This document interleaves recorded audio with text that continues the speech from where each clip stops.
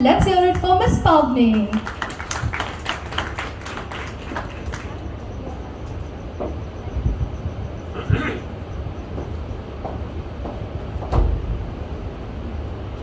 First of all, I would like to thank ma'am for that wonderful introduction. Our lungs are burning, our kidneys are drying up, and our heart is melting. Our environment continues to change as we stubbornly refuse to. When I was 6 years old, I planted my first ever sapling.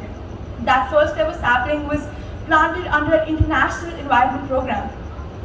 Now that sapling, I was very happy on that glorious day, busily digging my little fingers into the soil to plant that sapling for a better tomorrow, for a tomorrow. Little did I know that at the same time, a large part of the humanity was digging too for the climate crisis of tomorrow. Today I turned 15 and I know my plant which I planted is going to take a long time to be a tree. I know I have an enormous responsibility to take my voice to a strong action. I know I have to sacrifice my childhood, my teen years, my youth, if only I want to save my generation from a certain doom and a certain extinction. I have always loved to read, write, and I maintain a blog. And the stories that I have read, they've always portrayed nature to be this beautiful, wonderful thing. Like, it's the most beautiful thing. I grew up this big, believing that life is so beautiful and life is going to stay beautiful always. But now that I read and watch stories, I find the disaster that is upon us. I find the unfolding climate crisis that is upon us. It is funny to think that I always thought that life is going to be beautiful because now it is just so colorless. Life is so grey. Isn't life supposed to be exciting, colorful? Who's with me here? Isn't life supposed to be colorful? Isn't life supposed to be exciting? But we are living in a world which is colorless, which is grey, which is so grey, and we have forgotten that the world is so grey. I often wonder, what can I do as an individual to change the world? I've always thought that changing the world is very difficult because convincing people is so difficult. And I don't know what exactly to do to change the world. But now when I was researching for my talk and when I was thinking about it, I finally got my solution. You must have heard a lot of times that you should plant lots of trees, especially it's my birthday today, so you should plant saplings on your birthday, and you should cut down on your waste, you should reduce your fossil fuel, and blah blah blah. Lots of measures. If you see and if you realize, these measures are really small. And because these measures are so small, it is funny that we think that we are compromising it and we are compromising on our lifestyles while doing these measures. So, the contradiction between what it is and what it could be, it troubles me so much. And I'm happy to be saying this because I need all of us to act right now. The measures are so simple, the measures are so tiny, and all these measures are going to take place someday, obviously. But when? That is the main question. I know the actions will not happen. I know the actions will not happen easily enough. I'll tell you why. We are like the scattering trees of a storm-swept plain. We are like the scattered pieces of a puzzle. We are disconnected from ourselves and we are disconnected with both our natures. What I mean to say here is that we are disconnected from the nature that brings us to life and we are disconnected from the nature that nourishes and nurtures us. We are so disconnected that we have doomed ourselves to live in this world, to live in this colorless world, to live in this world which we think was beautiful and isn't beautiful anymore.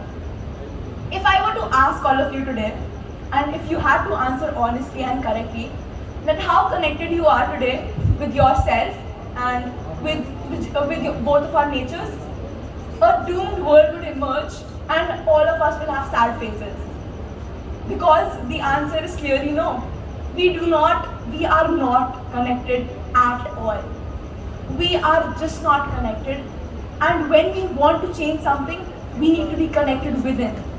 Voices can be made into environmental actions only if we change within first and without later. The actions are so simple, but we need to re-establish our links.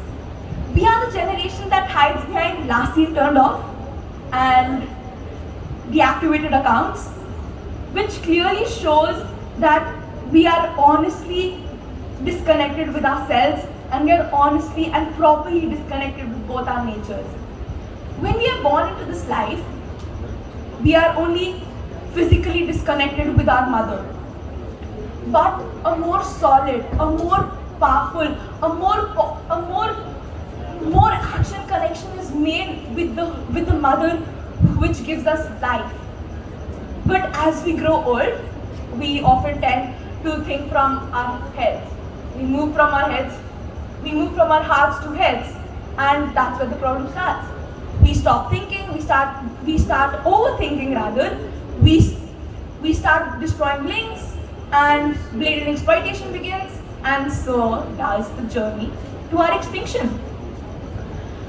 The youth often claims, and because I'm the youth too, we often claim that we haven't done anything. We have just inherited this climate, we have just inherited this world. I have no counterclaim for that, because for a certain time even I thought that why should I do anything? I like my voice, I can speak, but why should I plant trees? Why should I do anything? Why should I connect the puzzles to the pieces? Why should I be the only one in my school to connect? But I realized that it's not just me who is going to be affected. The generation after me is going to be affected too. I realized that we are not going to be selfish. I take it the generation before us did not have the proper means or did not even know the consequences of what their actions were. They ran blindly away from prosperity and development.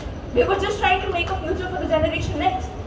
And even if they had any clue, I am pretty sure they had no resources or no voice like the youth does today. We are just going to be next dinosaurs if we do not act right now. At a pretty early age, I don't remember exactly, I came across this word that was sustainable development. Yes, you heard that very right. We hear that every day from our climate activists. We hear that every day in our school assemblies also when you say 17 SDG goals and how many are we following? So that at that time, I've heard it so many times, and as ma'am had already mentioned, I have been to a lot of events. So I hear that word every time. I searched all websites, I searched the UN sites, I searched everywhere, but I could not find a definition which satisfied me. I could not find the meaning which satisfied me, and it troubled me the most. I was constantly asking questions to my mother, and my mother once said to me that, Pavni, please Google. I do not know, I do not have the answer to what you want to know. I do not have the answer to satisfy you. So I went, I searched Google, still did not satisfy, but then one day I came across this very, very good line. So now for me it means EESC, that is environmental, economic, social and cultural well-being for today and for tomorrow. I want to believe that there is a tomorrow for me. I want every one of us to believe that there is going to be a happy tomorrow for me and not just a wally world. I want every one of us to believe that we can change. At our organization ACNA, we together connect ourselves to restore the only living planet we have. I am the generation that can make peace with nature. When I was traveling, I saw three things.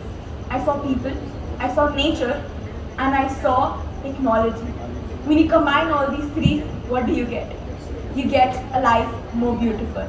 So let's act now, because every small act matters. Thank you.